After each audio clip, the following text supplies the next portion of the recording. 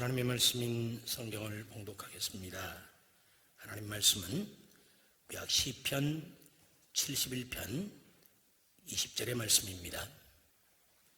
시편 71편 20절 말씀, 구약 852쪽입니다. 852페이지 시편 71편 20절 말씀, 우리 한 절이니까 함께 같이 읽겠습니다. 하나님 말씀이 다 귀하지만 참 이 말씀 참 귀한 말씀이죠.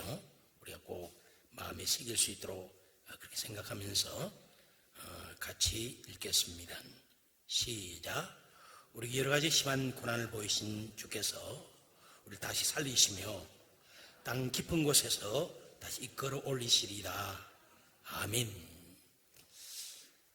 여기 계신 우리 성도들은 대부분 우리 양령자 선교사님을 잘 아실 겁니다. 86 아시안게임, 88 올림픽 때 국가대표로서 그렇게 많이 수고했고, 88 올림픽 때는 그 여자 복식 금메달을 땄잖아요. 현정아 선수와 함께. 그 후에 이제 하나님께서 또 새로운 사명을 주셔서 몽골로 이끌어 주셔서 몽골에서 10년 훨씬 넘게 선교 사역 하시다가 이제 다시 돌아와서 남편 되신 우리 선교사님은 성경 번역 선교사로서 지금도 성경 번역을 많이 이렇게 도와주시고 계시고, 또 양력 선교사님은 이렇게 유소년들, 이렇게 꿈나무들 지금 탁구를 가르치고 있습니다. 오늘 본문을 중심으로 해서 말씀을 전할 때 마음을 활짝 열고 사모하는 말씀을 들어서 큰 은혜가 되길 바랍니다. 영상 우리 보고 선교사님 나오시겠습니다.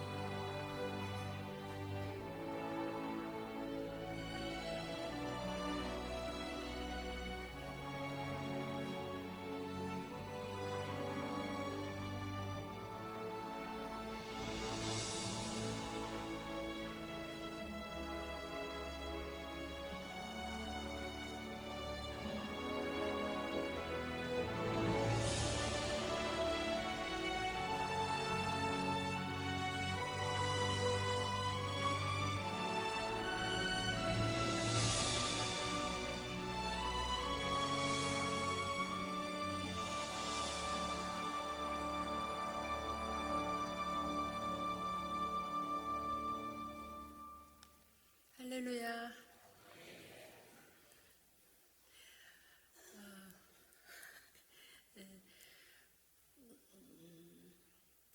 오늘 영상이 좀 제대로 이렇게 원활하게 작동이 안 됐는데 죄송합니다. 제가 아까 이렇게 일부 끝나고 보니까 탁구 이렇게 동호회가 계시다라고 이렇게 들었어요. 요즘은 탁구를 잘하는 아마추어들도 굉장히 잘하시던데, 끝나고 나서 혹시 저한테 탁구 한 판 치자고 하시면 안 돼요? 저는 이제 잘 못해요. 오늘 귀한 날 새생명 축제에 하나님께서 이곳에 와서 저희 간증을 나눌 수 있는 귀한 시간을 주셔서 너무 감사를 드리고요. 오늘 읽어드렸던 그 시편 71편 20절에 있는 말씀은요, 우리에게 여러 가지 심한 고난을 보이신 주께서 우리를 다시 살리시며 땅 깊은 곳에서 다시 이끌어 올리시리이다 라는 이 말씀은요, 제가 아침에 말씀 묵상을 하다가 보게 된 말씀이에요. 참 이 말씀을 보면서 제 삶을 돌이켜보면서 그런 생각이 들었어요. 여러 가지 심한 고난 가운데 있었지만 나를 다시 살리셨고, 땅 깊은 곳에 있었던 그 바닥을 쳤던 그러한 저를 어떻게 다시 이끌어 올려주셨을까라고 생각을 해봤을 때, 제가 제목을 이렇게 적었거든요. 나를 다시 이끌어 올리시는 하나님이라고 이렇게 제목을 적었는데요. 우리 한번 같이 제목을 한번 따라해 볼까요? 시작. 나를 다시 이끌어 올리시는 하나님. 오늘 나를 다시 이끌어 올리셨던 이 하나님이에요. 하나님께서 제 간증을 나누게 될 때 여러분들도 어떤 모양으로 이곳에 오셨던지 다시 여러분들을 살리실 것이고 땅 깊은 곳에 있는 우리를 다시 이끌어 올리시는 하나님을 동일하게 경험하시게 되기를 간절히 바랍니다. 저는 초등학교 3학년 때부터 탁구를 하게 됐어요. 그리고 중학교 때쯤 돼서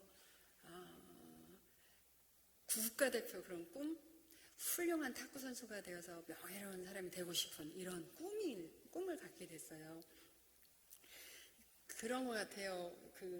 저만 이런 꿈을 꾸겠어요. 많은 분야에서도 또 다른 스포츠 종목에서도 어떤 자기의 목적을 이루기 위해서 또 목적을 달성하기 위해서 또 성공을 하기 위해서 참 그 꿈을 향해서 달려가는 것 같아요. 그런데 그 꿈을 향해서 달려갈 때 그냥 순조롭게 참 되는 일은 없다라는 생각이 들어요. 제가 탁구 선수였을 때도 저에게 부상 또 어떤 아픔 이러한 것들이 있었는데요. 팔에 부상이 처음에는 있었어요. 팔을 올리지도 내리지도 펴지도 구부리지도 못할 정도로 이렇게 아파서 탁구를 하지 못하게 된 거예요. 정형외과에 갔더니 테니스 엘보라는 병명을 주시면서 의사 선생님은 굉장히 쉽게 말씀하시더라고요. 팔을 안 움직이면 돼. 탁구를 안 하면 돼. 이렇게 쉽게 말씀하셨지만 저는 국가대표의 꿈도 이루지 못한 채 탁구를 그만둔다는 게 너무나 아쉬운 일이어서 어떻게 하면 계속 탁구를 할 수 있겠냐라고 여쭤보니까 그러면 진통주사를 맞아보라는 거였어요. 관절 대포라는 주사가 있었는데 요즘도 있는지 모르겠어요. 아플 때마다 이 주사를 맞으면서 거의 6년을 버텨 나가면서 탁구를 했어요. 또 그런 일이 있었는가 하면 간염이 있어가지고요. 병원에 간 수치가 이렇게 올라가서 병원에 50일씩 입원하는 그런 때도 이제 있었어요. 또 국가대표가 되긴 했지만 또 잘할 때도 있고 못할 때도 있잖아요. 그런데 국제대회에 가서 또 못하고 왔을 때 참 세상은 냉정하더라고요. 이 승부의 세계는 정말 냉혹하더라고요. 잘하고 돌아올 때는 이제 한국 탁구 양형자밖에 없다고 하더니 또 지고 돌아오니까 이젠 노장이 됐다는 둥 하면서 신문의 타이틀이 바뀌어요. 이럴 때도 있었고. 그런데요, 86년 아시안게임과 88년 올림픽 때는요,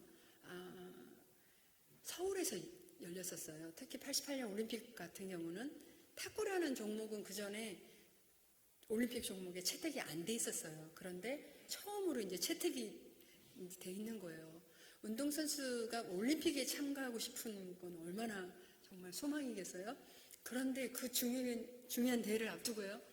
국제대회 성적이 부진하다는 것 때문에 제가 국가대표에서 탈락이 돼요. 그때의 그 좌절감, 그 절망감, 내가 포기하고 싶은 그런 어떤 그런 마음, 갈등하고 방황하는 그런 시간들이 저에게 있었는데요. 참 그러한 위기들을 또 고비들을 어떻게 극복하고 재기할 수 있었을까라고 생각을 해보면 아마 내가 어떤 이런 신앙이 하나님을 믿는 이 신앙이 나에게 없었다면 참 어려웠겠다라는 생각을 하게 돼요.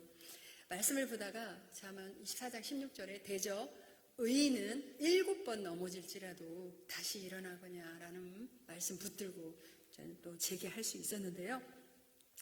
저는 어렸을 때부터 이제 탁구를 했다고 그랬잖아요. 참 승부욕이 이렇게 강했어요.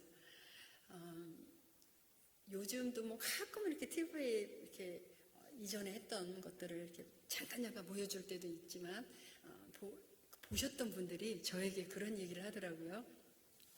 참 그때 현정화 선수랑 같이 이렇게 시합을 할 때 서로 실수해도 이렇게 또닥이면서 서로 이렇게 격려하는 모습이 참 좋았다. 참 침착해 보인다고 이런 이렇게 이미지를 좋게 얘기를 하는 분들이 계세요. 그래서 제가 우리 남편한테 제가 그 얘기를 해요. 여보, 그 사람들이 내 이미지를 되게 침착하게 보고 이렇게 좋은 이미지를 갖고 있다 이렇게 얘기를 해요. 그러면 저희 남편이 뭐라 그러냐면요. 그래? 에휴, 한번 살아보라 그래. 그런 식으로 이제 얘기를 할 때가 있는데요. 되게 이제 승부근성이 강해서 동료에게 지거나 탁구가 안 되거나 할 때 참 그 화풀이를 하는 물건이 있었어요. 그게 제 탁구 라켓이었었어요. 그래서 제 탁구 라켓은 항상 이렇게 흠집이 나 있었어요. 저한테 물리기도 하고 또 막 탁구 라켓을 깨기도 하고 던지기도 하고 이 화풀이를 이 탁구 라켓에다 이렇게 한 때가 있었는데 그 모습을 보던 저희 코치 선생님이요. 하루는 이 코치 선생님 교회도 안 나가는 분이세요. 그런데 저한테 교회를 한번 나가보라는 거예요.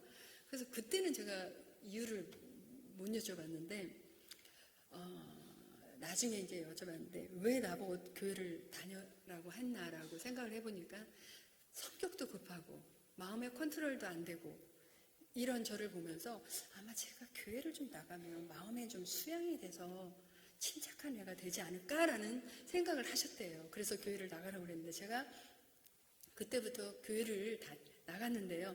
방과 후가 되면 집회를 먼저 가지 않고 그냥 예배가 없어도 교회에 들려서 그때는 이렇게 마룻바닥이었죠.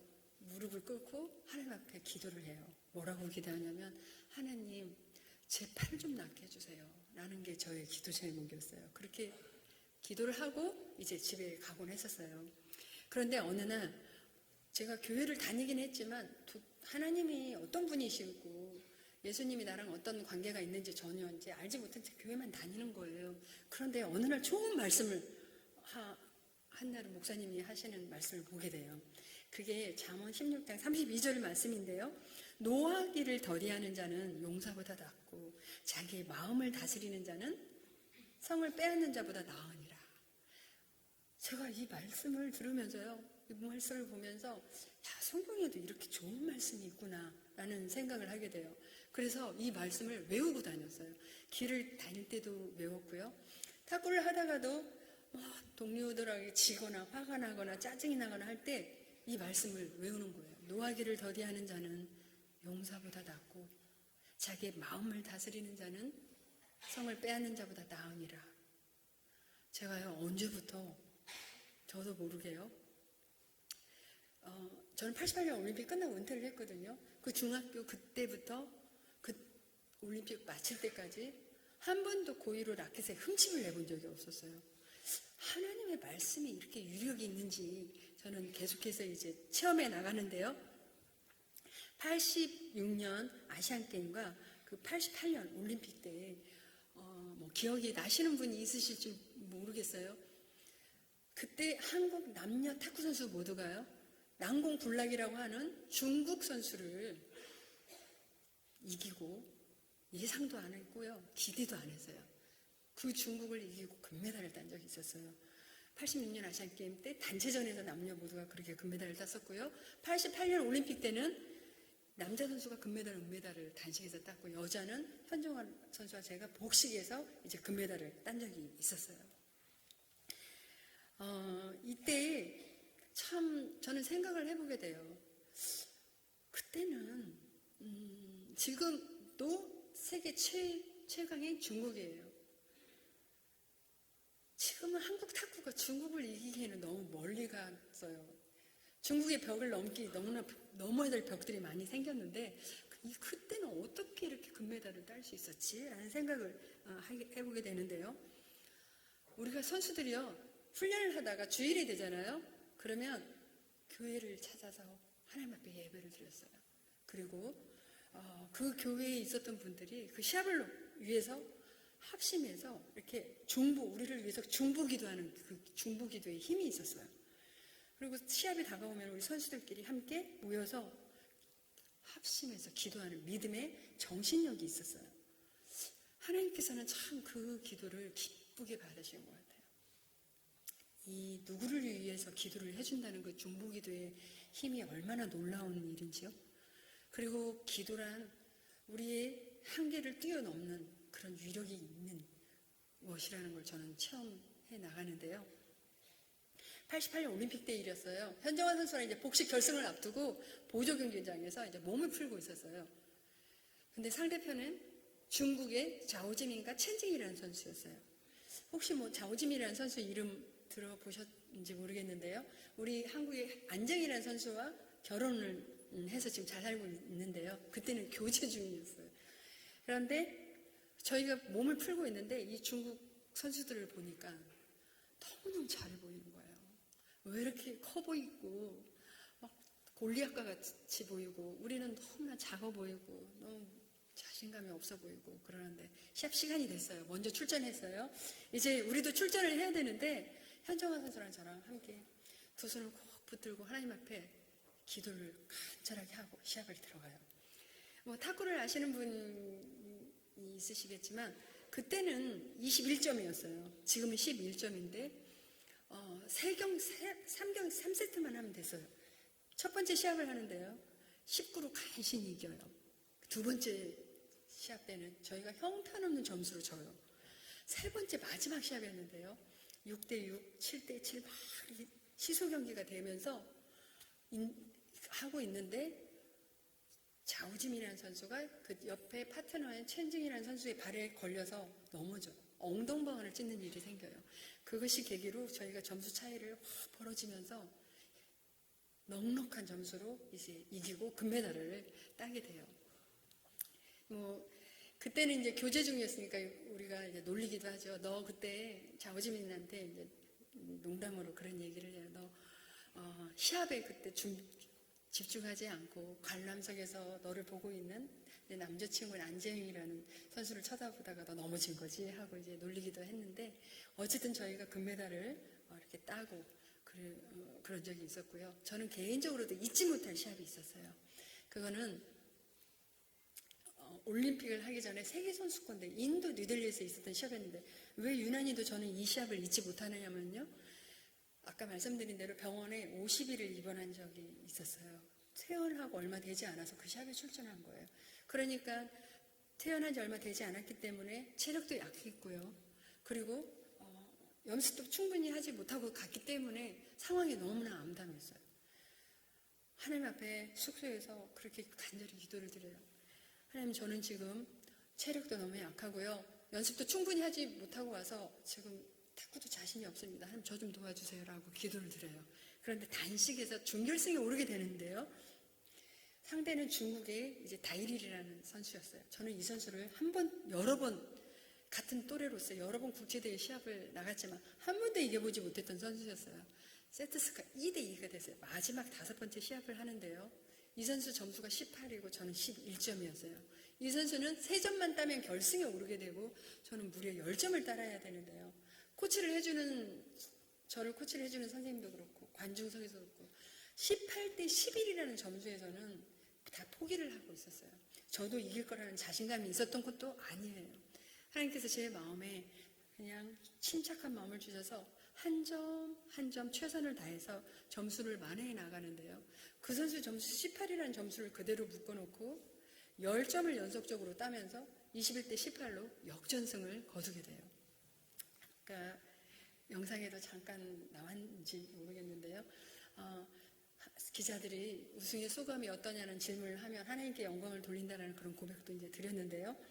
제가 하나님 앞에 드렸던 고백이 있었어요. 고린도전서 1장 27절에 있는 말씀이었어요. 하나님께서 세상에 미련한 것들을 택하사 지혜 있는 자들을 부끄럽게 하려 하시고 세상에 약한 것들을 택하사 강한 것들을 부끄럽게 하려 하시며, 저는 이 말씀을 보면서요, 하나님께서는 제가 너무나 상황이 암담해서 하나님, 저 할 수 없습니다 라고 고백하는 저를 들어서 하게 하셨고요.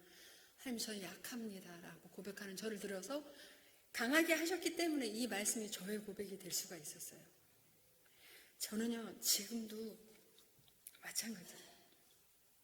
어떤 때는요, 아무것도 할 수 없을 것만 같은 그런 때도 있어요. 사방에 꽉 우겨쌈을 당하면서 꽉 앞뒤가 막혀 있어갖고요, 아무것도 할 수 없을 것 같은 내 자신의 한계를 느낄 때가 있어요. 그러면 그때마다요, 약하고 추한 모습 그대로, 있는 모습 그대로를 하나님 앞에 아뢰요. 조목조목 작은 일이 됐던 큰 일이 됐던 어떤 일이 됐던 하나님 앞에 아뢰잖아요.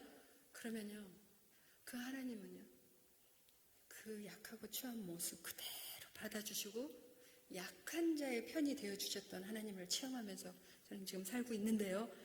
제 삶에 가장 약할 때 강함 되어주셨던 그 하나님이 오늘 이 자리에 계시는 여러분들의 하나님이 되어주시기를 간절히 바랍니다. 저는 15년 동안의 선수 생활을 하고 이제 은퇴를 하게 돼요. 15년 동안 탁구 생활을 하고 딱 이제 은퇴를 탁구 라켓을 놓는데 그 참 마음이 허전하더라고요. 막 마음이 이렇게 허탈하기도 하고 막 이렇게 텅텅 빈 것 같아요. 그리고 제 2의 삶을 이제 살아야 되잖아요. 제 2의 진로를 놓고 또 고민 준비도 해야 되고 그런데요. 이제 마치 인생이 끝날 것만 같아요. 뭐가 더 이상 앞으로 뭐가 전개될 것 같은 예상도 안 들었고요.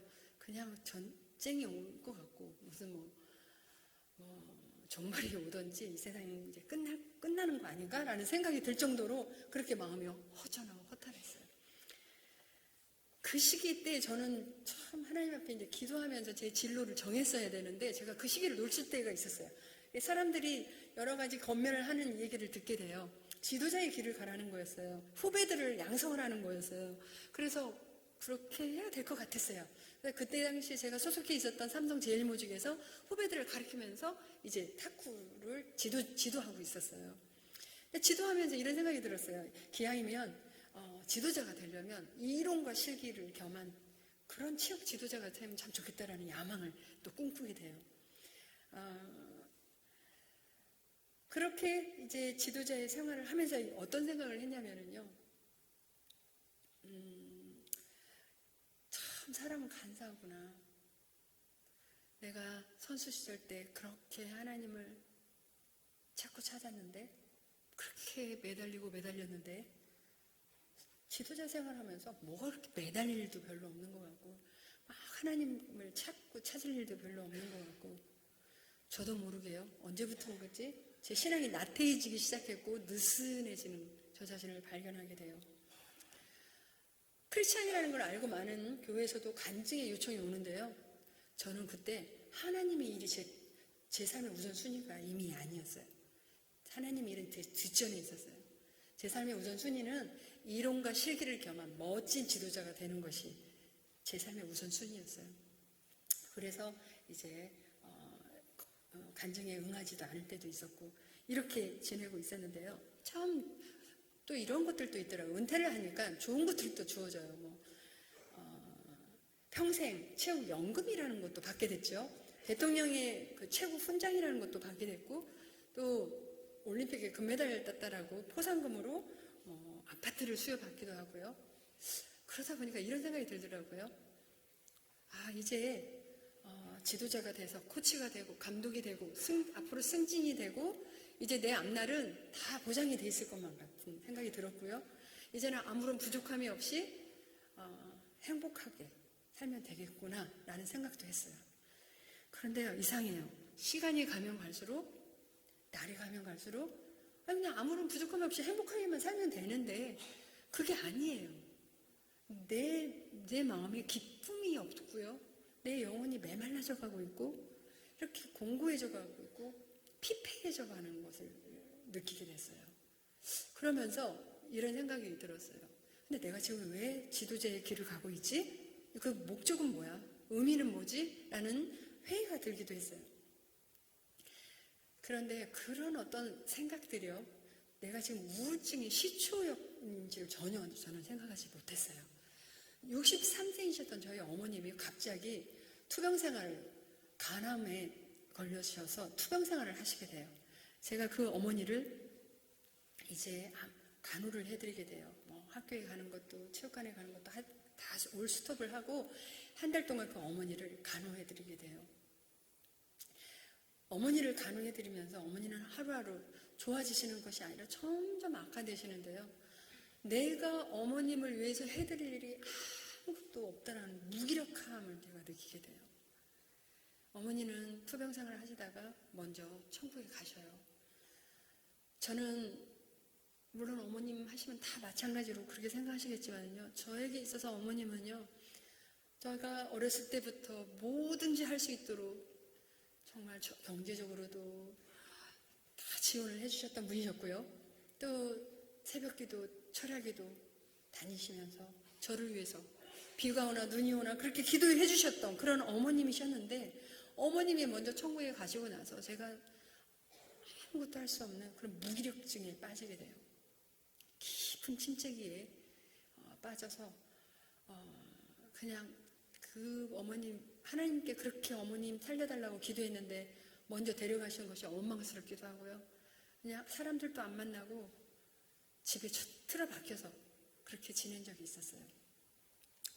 제가 아침에 해가 뜨는 것도 싫고 해가 져야만 가끔 나가기도 하고 이런 식으로 생활을 하다 보니까 저를 잘 아는 집사님이 이렇게 지내면 안 된다. 산책도 해야 되고 밖에도 나가야 된다라고 그러셨어요.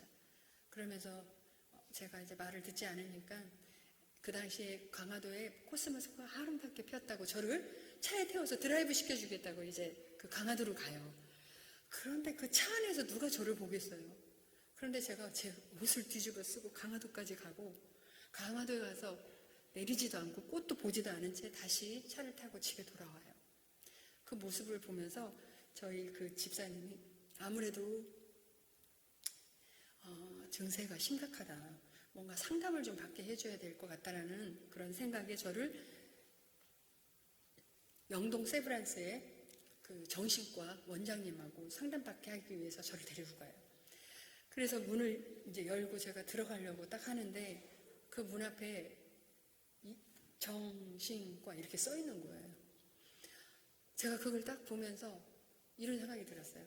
근데 내가 여기 왜 와야 되는데? 라는 생각이 들더라고요. 나중에 들은 얘기인데요. 정신과 앞에서 내가 여기 왜 와야 되는데 라고 생각하는 사람은 정말 꼭 정신 상담이 필요한 사람이라고 하더라고요.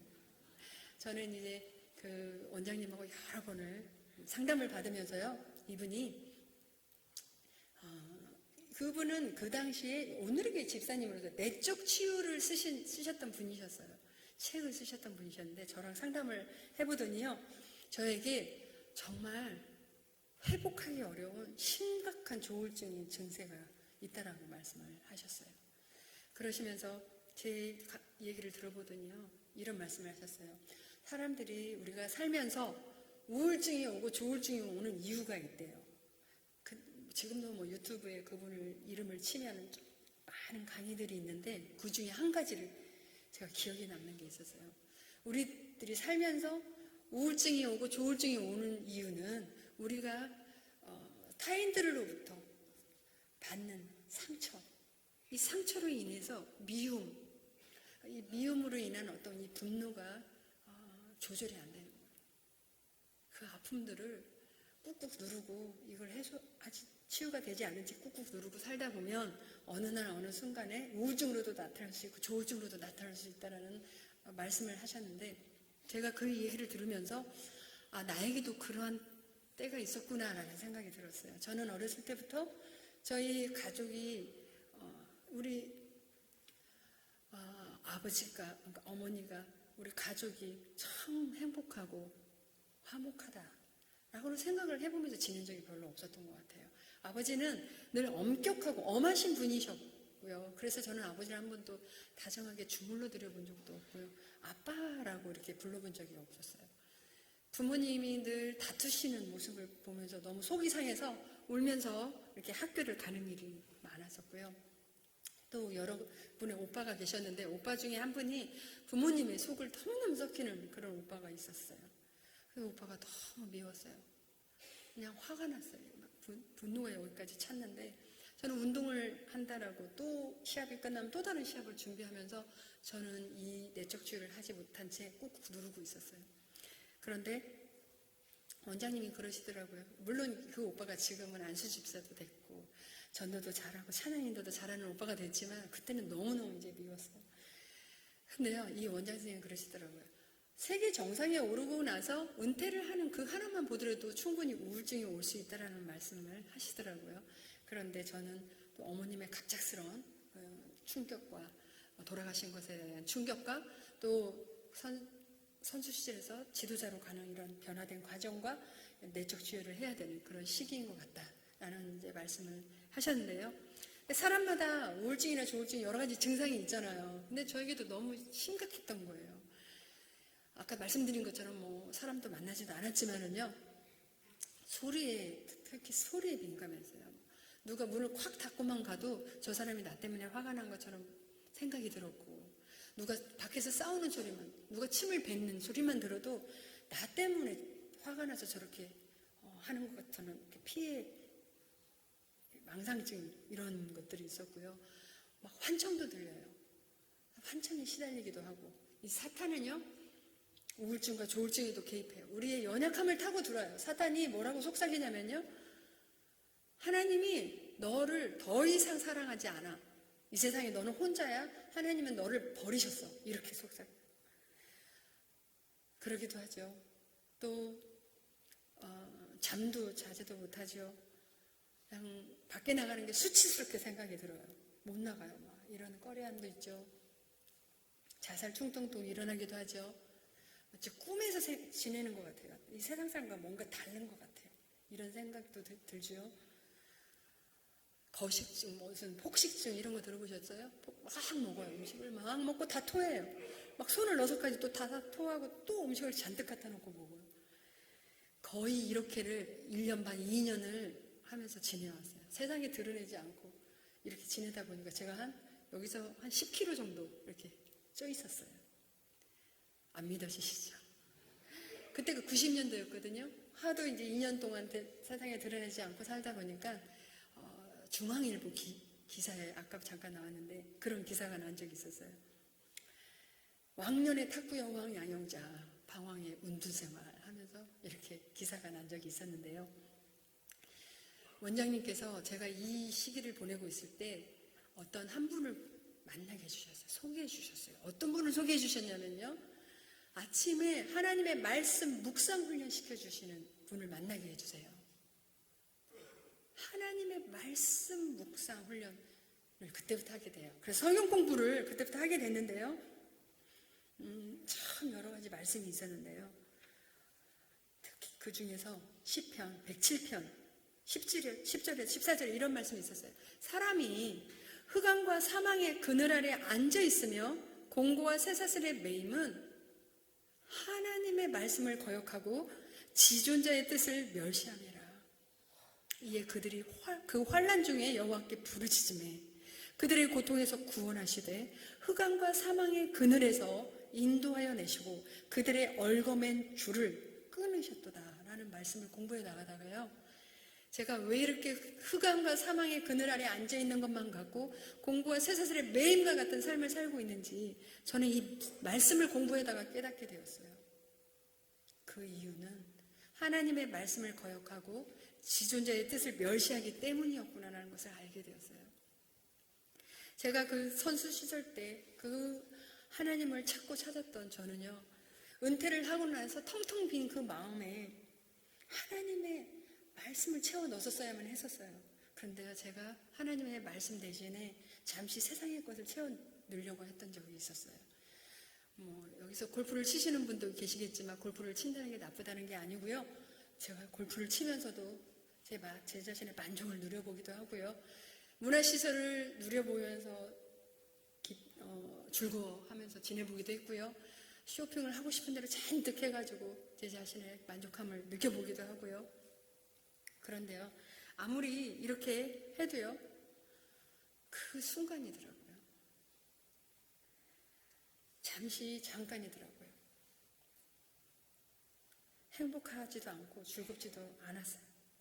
나와 하나님과의 관계가 치밀하지 못하고 나와 하나님과의 관계가 멀리 있을 때 내 영혼의 기쁨도 행복함도 없다는 것을 알게 되었어요. 나를 창조하신 그 하나님과의 나와의 관계가 멀리 떨어져 있으면 떨어져 있을수록 우리는 흑암과 사망의 그늘 아래 앉아있는 것만 같고 공고와 쇠사슬에 매인 것 같은 우울한 삶을 살 수밖에 없다는 것을 저는 그러한 존재라는, 영적인 그런 존재라는 것을 알게 되었어요. 혹시 여러분들은 어떠세요? 지금 하나님과의 관계가 친밀하시고 가까우신 가운데 있으신가요? 그러더라고요. 어떤 분들이 제가 조울증을 앓고 있을 때 그렇게 하나님을 뭐 잘 믿는다더니 무슨 조울증에 걸려. 예수 잘 믿는 사람 만사에 형통해야지 무슨 고난이 있어. 이렇게 말하는 사람도 있죠. 그런데 우리는 냉수를 하나 떠다 놓고 그 앞에서 비나이다 비나이다 하는 그런 종교가 아니죠. 때로는 우리가 받는 고난에는 뜻이 있고요. 그 고난을 통해서 우리에게 주는 깨달음과 유익함이 있는데요. 제가 만약에 이 기간이 저에게 없었다면 저는 제 자신을 돌아볼 수 있는 그런 시간이 없었을 것 같아요. 그런데요, 하나님의 말씀을 공부해 나갈 때 제 자신을 말씀에 비추어서 저를 볼 수가 있게 되었는데요. 여기 제가 적어오지는 않았는데 계속해서 말씀을 공부해 나가다가 마태복음 25장 42절 이하에 예수님께서 이런 말씀을 하시는 걸 보게 되었어요. 뭐라고 말씀하시냐면요. 내가 줄일 때에 먹을 것을 주지 아니하였고 목말랐을 때에 마시게 하지 아니하였고 나그네 되었을 때 영접하지 아니하였고 헐벗었을 때 옷을 입히지 아니하였고 병들었을 때 옥에 갇혔을 때 돌보지 아니했다라는 말씀을 하세요. 이 말씀을 듣던 사람들이 그렇게 묻죠. 예수님, 언제 우리가 예수님 돌보지 아니했습니까? 예수님 뭐라고 말씀하시냐면요. 지극히 작은 자 하나에게 하지 아니한 것은 곧 내게 한 것이다. 마찬가지라고 이렇게 말씀을 하세요. 제가 그 말씀을 공부해 나가다가 너무너무 큰 충격을 받게 돼요. 하나님께 받은 은혜는 너무 많은데 내가 생각해보니까 하나님께 해드린 일은 하나도 없더라고요. 제가 아까 말씀드렸죠. 팔을 아팠었잖아요. 6년 동안 진통주사만 맞았다고 그랬잖아요. 6년 동안 진통주사만 맞으니까 약의 효과가 떨어지더라고요. 아무리 좋은 병원을 가도 아무리 좋은 약을 먹어도요. 제 팔을 고칠 수가 없었어요. 그때가 19살이었어요. 은퇴를 할 수밖에 없어서 아무런 방법이 없었기 때문에. 그런데 어떤 분이 축구선수 차범근 선수가 무릎에 관절염이 있었는데 어느 기도원에 가서 안수기도 받고 나았다는 말을 듣게 돼요. 그래서 저도 그 기도원을 찾아가게 돼요. 저는 기도원이라는 것을 한 번도 가보지도 못했는데 안수기도 하는 것이 기도원인 줄 알았는데요. 목사님께서 말씀을 하시는데 어떤 말씀을 하시냐면요. 하나님은 어떤 분이시고 예수 그리스도는 나와 어떤 관계가 있는지에 대한 말씀을 하시는 거예요. 하나님, 그 전지전능하신 그 하나님이요. 우리를 너무 사랑하셔서 그 하나님께서 육신의 몸을 입고 이 땅에 예수님으로 오셔서 내 죄를 위해서 십자가에 달려 죽으시고 고통을 당하시고 십자가에 죽으시고 부활하셨다라는 말씀을 하시는데요. 제가 그 말씀을 들으면서 수없이 교회를 왔다 갔다 하면서 들었을 텐데 왜 그 말씀이 저에게 다가오는지요.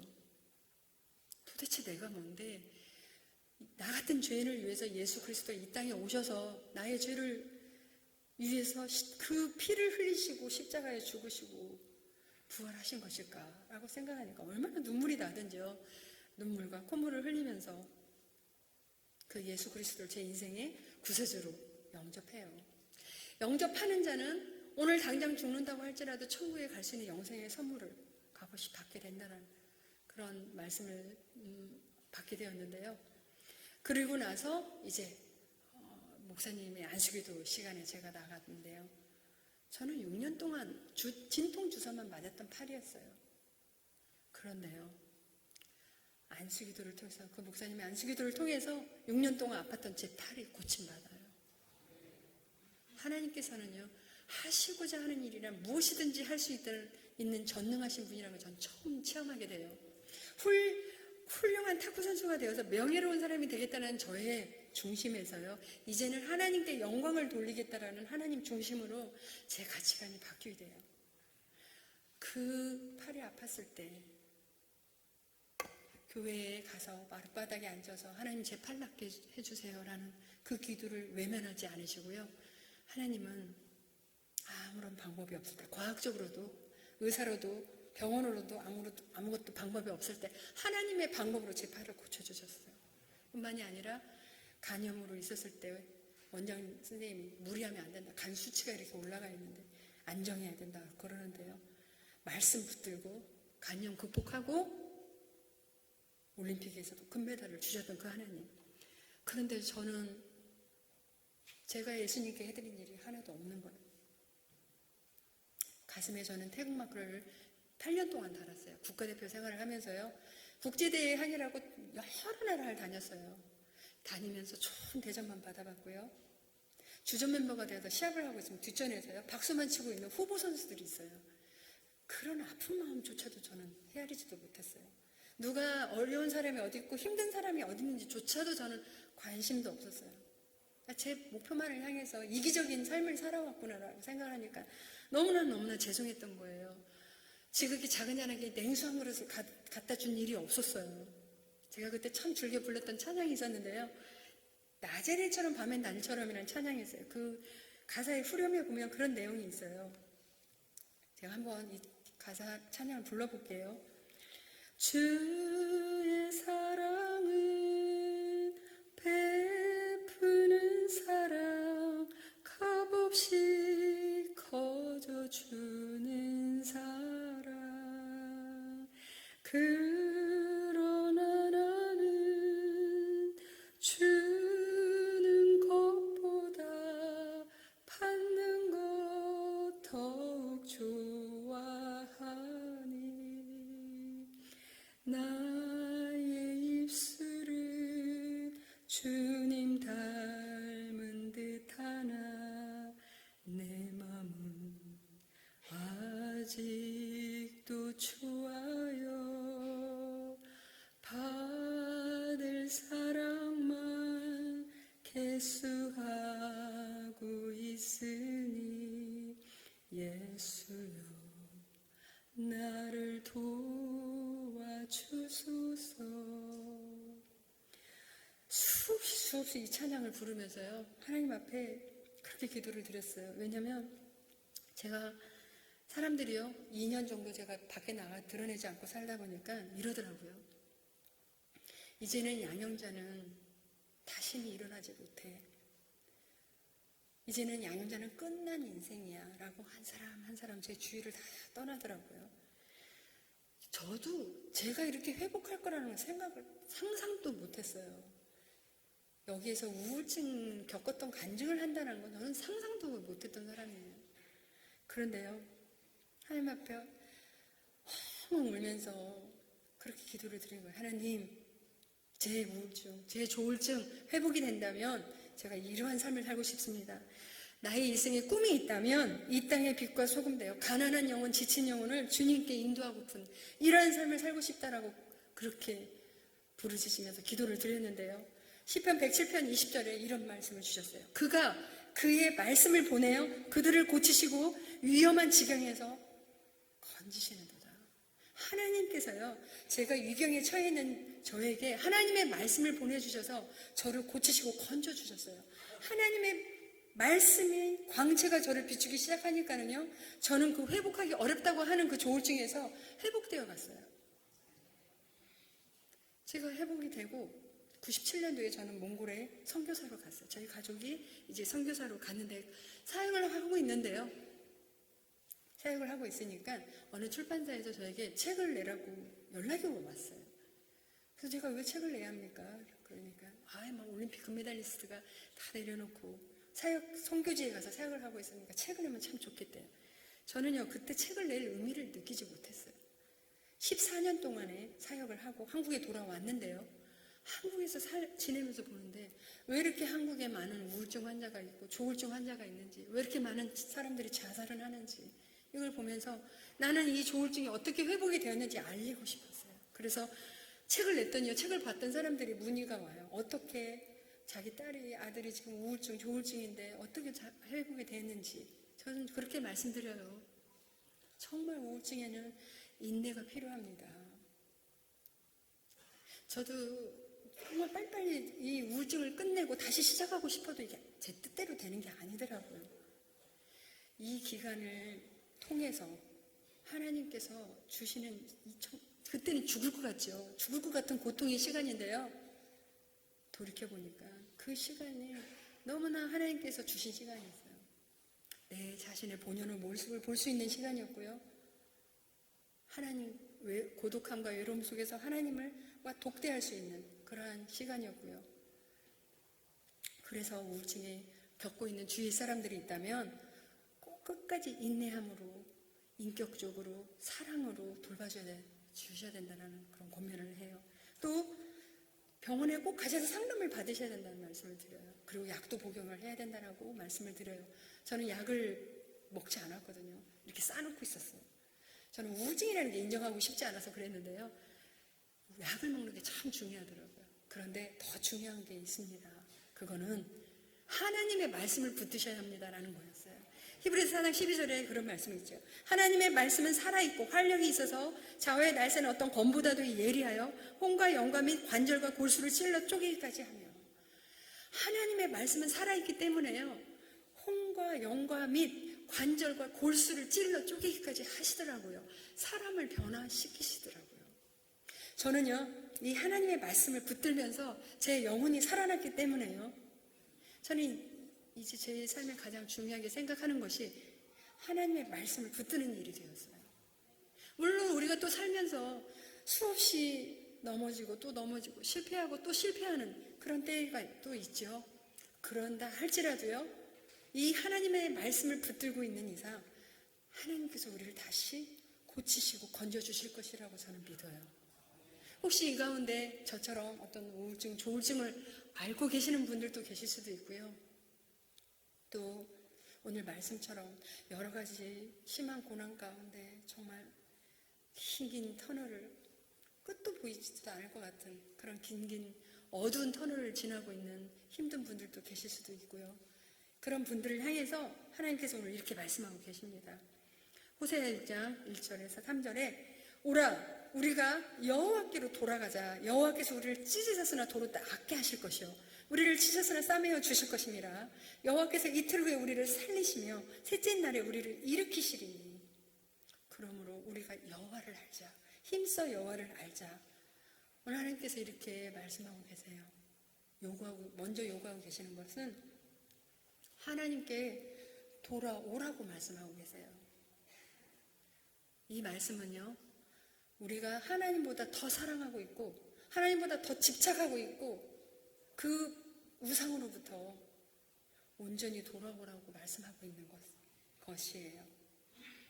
저에게 있어서는요, 그것이 명예였어요. 저는 명예를 내려놓는 게 참 힘들더라고요. 물론 명예가 나쁘다는 게 아니라요, 내 삶의 우선순위가 하나님이 아닌, 하나님이 내 삶의 우선순위인 다음에 명예, 야망, 꿈, 비전, 이건 너무 좋은 거예요. 그런데 내 삶의 우선순위가 하나님이 아닌 상태에서 가는, 하나님보다 더 집착하고 있고 하나님보다 더 사랑하고 있는 명예나 또 재물도 될 수 있고 또 너무나 많은 게 있을 수 있을 것 같아요.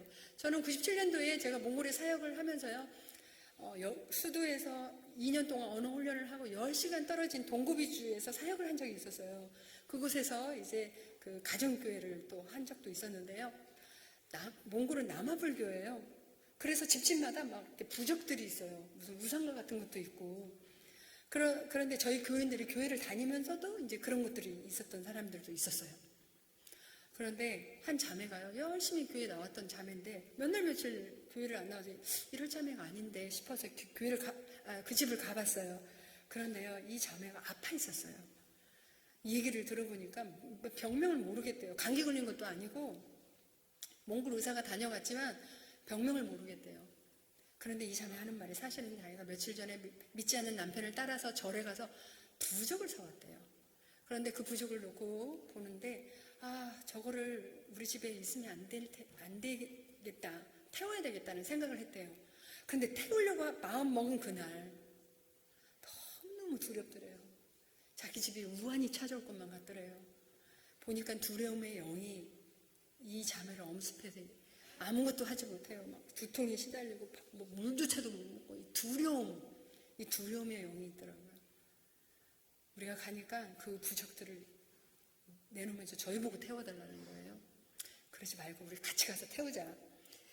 그런데요, 이 믿지 않는 남편이 한국 돈으로 한 30만 원에 해당하는 돈을 들여서 이 부적을 사왔어요. 그 당시 몽골 돈 30만 원은 굉장히 큰 돈이었어요. 그 사람의 월급이, 그 나라의 월급이 한 10만 원도 채 되지 않았을 때니까 굉장히 큰 돈이었죠. 그런데 저는 어렸을 때 본 부적이 있었거든요.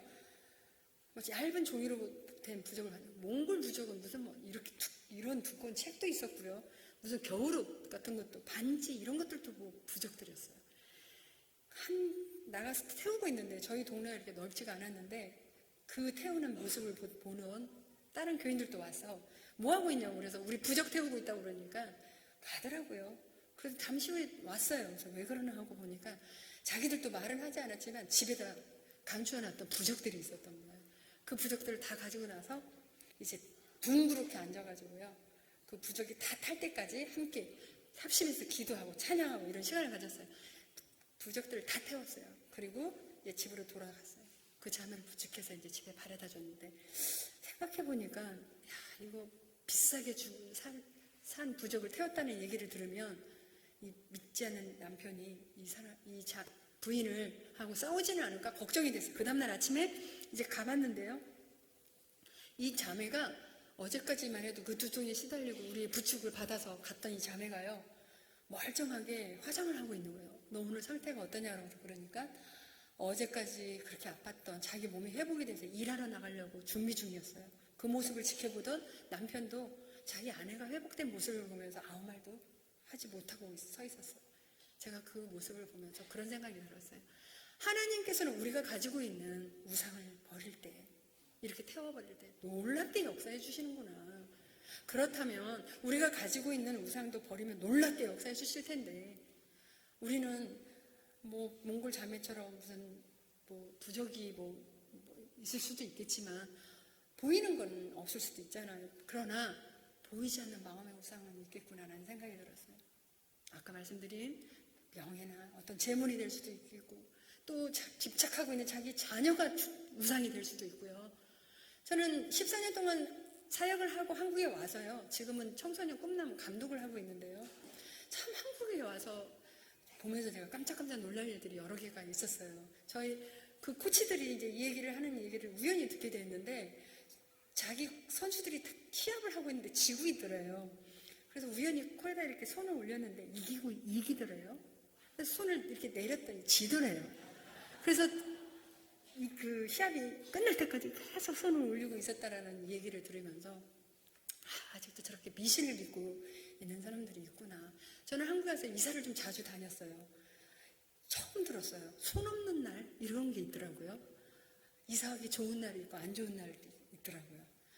청년들, 대학생들이 길거리에 대학로에서 사주팔자를 보면 내가 언제 결혼하기 좋은 날이 있고 안 좋은 날이 있고 이런 걸 보기도 하고, 점쟁이의 말에 자기의 일생을 맡기는 사람들도 보기도 했고요. 참 정말 안타까웠어요. 하루하루가 얼마나 복되고 귀한 날인데, 어떤 날이 이사하기 좋은 날이 있고 안 좋은 날이 있냐고요. 어떤 날이 결혼하기 좋은 날이 있고 안 좋은 날이 있냐고요. 요한복음 8장 32절에 이런 말씀이 있어요. 진리가 너희를 자유케 하리라. 우리는요, 미신의 영, 사탄의 영에 매여서 살아가고 있는 사람들이 아니에요. 예수 그리스도의 이름을 선포하고 나아갈 때 우리를 묶고 있는 악한 사탄의 영은 떠나갈 줄 저는 믿습니다. 우리가 가지고 있는, 우리가 지금 하나님보다 더 집착하고 있는 그 무언가가 있다면 한번 이 시간에 우리 한번 다 내려놓고 우리 삶의 우선순위를 예수 그리스도만 올려놓고 살게 된다면요, 그분 한 분만 바라보며 만족하며 살게 된다면요, 오늘 하나님께서 약속해 주셨어요. 온전히 하나님께 돌아올 때 우리의 상하고 찢긴 마음을 치유하시고요, 낫게 해주실 것이라고 하셨고요, 이틀 후에 우리를 살리실 것이고 3일 후에 우리를 일으켜 주실 것이라고 약속해 주셨어요. 바라기는 우리 모두가 우리 삶의 우선순위를 예수 그리스도로 올려놓고, 우리가 여러 가지 심한 고난 가운데 있다 할지라도요, 우리를 다시 살리실 것이고 땅 깊은 곳에 있는 우리를 다시 이끌어 올리시는 하나님을 믿으시기를 바랍니다. 저는 이제 마지막으로 한 가지만 더 말씀을 드리고 이제 말씀을 마무리를 하려고 하는데요. 참 제가 시편 37편 4절에 보면 이런 말씀이 있어요. 또 여호와를 기뻐하라 저가 내 마음의 소원을 이루어 주시리라 라는 이런 말씀이 있는데요. 하나님을 우리가 기쁘시게 할 때 하나님께서 우리의 마음의 소원을 이루어 주신 걸 참 많이 경험하면서 선교지에서 우리 자녀들을 어떻게 교육을 시켜주셨는지를 꼭 말씀드리고 싶어서 나누려고 합니다. 처음에 저희가 사역 선교지 몽골에 갔었을 때 4살, 저는 딸 연년생 둘이 있어요. 4살, 5살이었어요. 그때는 크게 교육을 걱정하지 않아도 됐었어요. 초등학교가 됐는데요. 교육을 받아야 되겠는데 저희가 시골에 있습니다. 그곳에 한인학교가 있는 것도 아니고 국제학교 있는 것도 아니었어요. 하나님 앞에 기도했어요. 울란바토르에서 10시간 기차를 타고 들어와야 되긴 하지만 하나님께서 자원봉사자가 좀 와서 홈스쿨을 할 수 있는 선생님 오기를 기도했어요. 근데 어떤 분이 처음에는 이제 유치원 교사였던 분이 오셨어요. 그래서 아이들을 돌봐주고 가르쳐주기도 하고 어느 정도 하다 가셨어요. 어떤 분이 또 오셨는데 수학 선생님이 학원에서 그분이 오셔서 초등학교 때 배워야 될 이제 과목들을 가르쳐주시고 또 가셨어요. 큰아이가 4학년이 됐고요. 작은아이가 3학년이 됐는데 이때 어떤 분이 와주셨냐면 저는 그 웩이라는 선교단체에 소속해 있어요. 국제선교단체에 속해 있는 그 본부가 영국에 있어요. 기도 제목을 영국에도 보내요. 영국에서 저희 기도 제목을 받던 영국인이 있었어요. 이 영국인이 교사가 필요하다는 저희 기도 제목을 보고 9년 동안 다녔던 학교 그 교사였는데 사표를 내고 영국에서 가르쳤던 영국 교과서를 들고 저희 아이 둘을 가르쳐주겠다고 그 몽골에 와주신 거예요. 별로 반응이 없으시네요. 저는 그런 생각을 했었거든요. 아무리 한국에 부자가 있다 할지라도 영국인을 가정교사로 둘 만한 사람 과연 얼마나 있을까? 이건 정말 하나님의 은혜다. 1년, 2년도 아니고 3년을 헌신해 주신 그 영국 선생님. 큰아이가 이제 중학교 1학년을 가야 되고 작은아이가 6학년을 가야 되는데요.